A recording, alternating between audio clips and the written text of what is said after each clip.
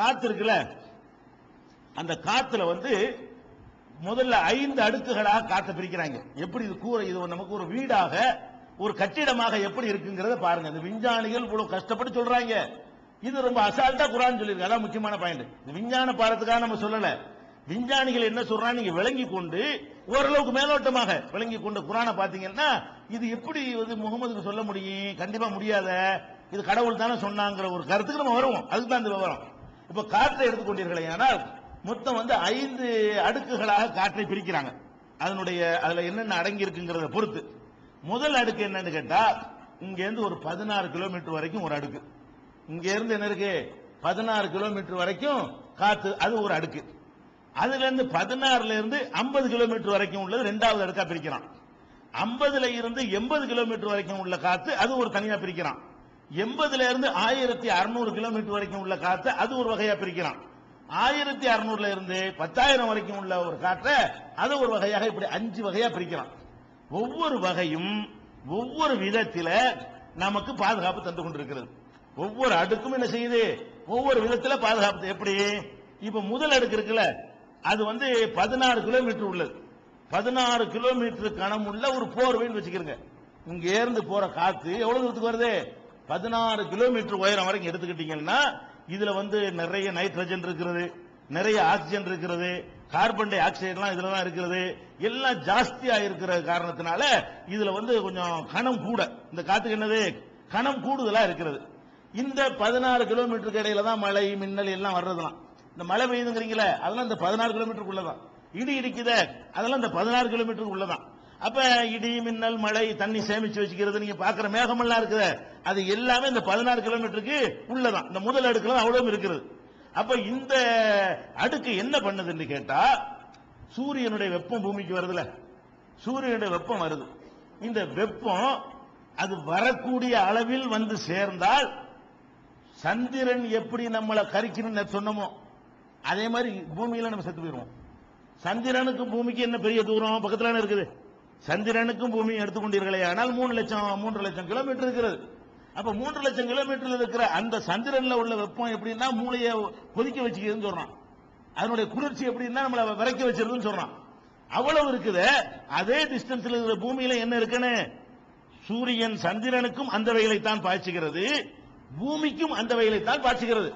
3 லட்சம் கிலோமீட்டருங்கிறது ஒரு சின்ன அளவு. அது இந்த கோடிக்கணக்கான கிலோமீட்டர் கணக்கில் ஒப்பிட்டு பார்த்தீங்கன்னு சொன்னா அது ஒரு ஒண்ணுமே கிடையாது. சில நேரத்தில் எடுத்துக்கிட்டீங்கன்னா பூமி வந்து சந்திரன் வந்து பூமியோட கொஞ்சம் கிட்டத்தில் போயிடும். சூரியனுக்கு அப்படி சுத்திட்டு வர்றதானே. ஒரு நேரத்தில் பார்த்தா பூமியை விட சந்திரன் கிட்டத்தில் இருக்கும், ஒரு நேரத்தில் பார்த்தா பூமியை விட சந்திரன் தூரத்துக்கு வந்துடும். பூமி சுத்திட்டு வர்றதுனால இந்த பக்கம் வரும்போது சூரியனுக்கு அது கிட்ட இருக்கும். பூமி கீழே சந்திரன் வந்துன்னு வைங்க, அப்ப பூமி தான் சூரியனுக்கு கிட்ட இருக்கும், சந்திரன் தூரமா போயிடும். அப்படி இருந்தும் கூட சந்திரன்ல தான் வெப்பம் அதிகமாக இருக்கிறது, பூமியில வெப்பம் வந்து நம்ம வாழ தகுந்த அளவுக்கு இருக்கிறது. அதுக்கு என்ன காரணம் கேட்டா, இந்த 16 கிலோமீட்டர்ல உள்ள காத்து தான். இந்த 16 கிலோமீட்டர் உள்ள காத்து என்ன செய்யுதுன்னா, இந்த காத்துல உள்ள காத்துன்னு நீங்க சொல்றீங்க, காத்துல நிறைய சரக்கு இருக்கிறது. சரக்கு இருக்கிறனால சுவாசிக்கிட்டு உட்கார்ந்துகிட்டு இருக்கிறீங்க, உங்களுக்கு தெரிய மாட்டேங்குது. இப்படி இழுத்து இழுத்து விடுறீல, காத்துல இருந்து எவ்வளவு சரக்குகளை உள்ள இழுக்கிறீங்க, ஆக்சிஜனை மறுபடியும் வெளியே விடுறீங்க, இழுக்கிறீங்க வெளியே விடுறீங்க. அந்த வேலையை வெறுமனே நீங்க இழுத்துட்டு விடுறது இல்ல, காத்த உள்ள இழுத்துட்டு அதிலிருந்து உங்களுக்கு தேவையானதை எடுத்துக்கிட்டு வேற ஒரு காத்து தான் வெளியிடுறீங்க. நீங்க உள்ள இழுக்கிற காத்து வேற, உங்கள்ட்ட இருந்து வெளியே வர்ற காத்து வேற. சத்து உறிஞ்சின காத்து வெளியே வருது, சத்தை எடுத்துக்கொள்ற காத்தோட நீங்க எடுக்கிறீங்க. அதெல்லாம் இதுல அடங்கி இருக்கிறது.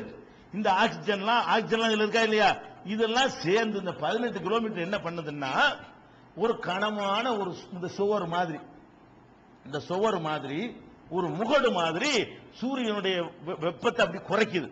அதுல இருக்கக்கூடிய அந்த குளுமை காத்தெல்லாம் சேர்ந்து அது எவ்வளவு வெப்பத்தை இந்த பூமிக்கு தருகிறதோ அவ்வளவு தர விட மாட்டோம் அப்படின்னு சொல்லி இந்த காத்து தடுக்கிறதுனாலதான் இங்க வந்து வெப்பம் கம்மியா இருக்கிறது. இதே அளவுக்கு தூரத்தில் உள்ள சந்திரன்ல வெப்பம் பல மடங்கு அதிகமா இருக்கிறது. அங்க காத்து இல்ல, சந்திரன்ல காத்தும் இல்ல, ஆக்சிஜனும் இல்ல, ஒண்ணுமே இல்ல. அப்ப இந்த இந்த கூரை இருக்கு பாருங்க, இந்த 0ல இருந்து ஆரம்பிச்சு 16 கிலோமீட்டர் இந்த கேப் மட்டும் இல்லை என்று சொன்னால் இந்த பூமியில் நம்ம வாழ முடியாது. சூரியனுடைய வெயில்ல செத்து கருவாடா போயிருவோம்.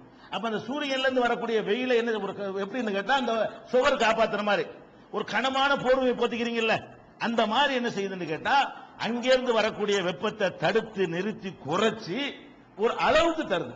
இதுவும் அப்படித்தான் செய்யும். மொத்தத்தை நிப்பாட்டுமா?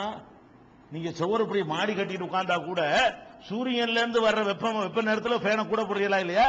குளிர் நேரத்தில் ஃபேனை குறைக்கிறீங்களா இல்லையா? அதே வெப்பத்தை முழுசா தராதே தவிர கொஞ்சம் தரத்தான் செய்யும். பகல்ல வரக்கூடிய வெப்பமும் ராத்திரி ஒரே மாதிரியா இருக்குது, இது கொஞ்சம் தடுக்குது. இதே மாதிரி தான் இந்த காற்று படலம் ஒரு முகடு மாதிரி, வீட்டுக்கு மேல போட்ட முகடு. முகடு எப்படி? முகடுனா மூடும்ல, முகடு மாதிரி உங்களுக்கு தடுக்கிறது. அடுத்து என்ன? இன்னொரு விஷயத்தை நீங்க பார்க்கணும். நம்ம பூமி வெப்பம் அடைஞ்சிருச்சு. இந்த வெப்பத்தை எவ்வளவு சீக்கிரம் குளிர்ந்து போயிடவும் கூடாது.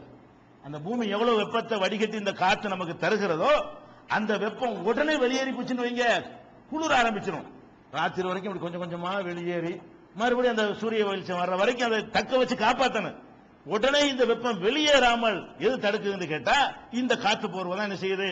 வெளியேறாம தடுத்துக்கிட்டு இருக்குது. இந்த காற்று நின்று கொண்டு இந்த பூமி சூரியன்ல இருந்து எவ்வளவு வெப்பம் நம்ம கிடைச்சிச்சோ அந்த வெப்பத்தை உடனே வெளியேற்றி விடாம 12 மணி நேரத்தில் கொஞ்சம் கொஞ்சம் கொஞ்சம் கொஞ்சமா வெளியேற விட்டு, அதனால ராத்திரி தூங்க இயலுது.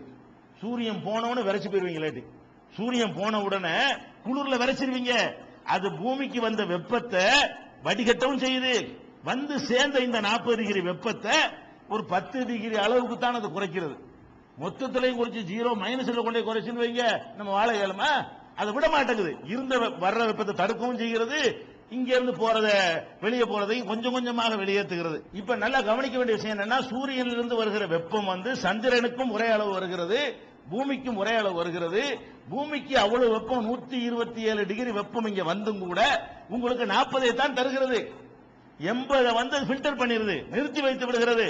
இந்த 40 வெப்பத்தை ராத்திரி வரைக்கும் தக்க வைத்து ரொம்ப குளிர்ந்து போகாமல் அந்த 40ல இருந்து ஒரு 33 7 6 5 தான் குறைக்குது. அது இருந்தா நம்ம வாழ்ந்துட முடியும். ஒரேடியா சரசரசர்னு வெப்பத்தை கக்கிருச்சுன்னு வைங்க, வந்த வெப்பத்தை அப்போ வாழ இயலாது. இப்ப நல்லா கவனிக்க வேண்டிய விஷயம் என்னன்னா, சூரியனிலிருந்து வருகிற வெப்பம் சந்திரனுக்கும் ஒரே அளவு வருகிறது, பூமிக்கும் ஒரே அளவு வருகிறது. பூமிக்கு அவ்வளவு வெப்பம் 127 டிகிரி வெப்பம் இங்க வந்தும் கூட உங்களுக்கு 40 தான் தருகிறது. 80 ஃபில்டர் பண்ணிருது, நிறுத்தி வைத்து விடுகிறது.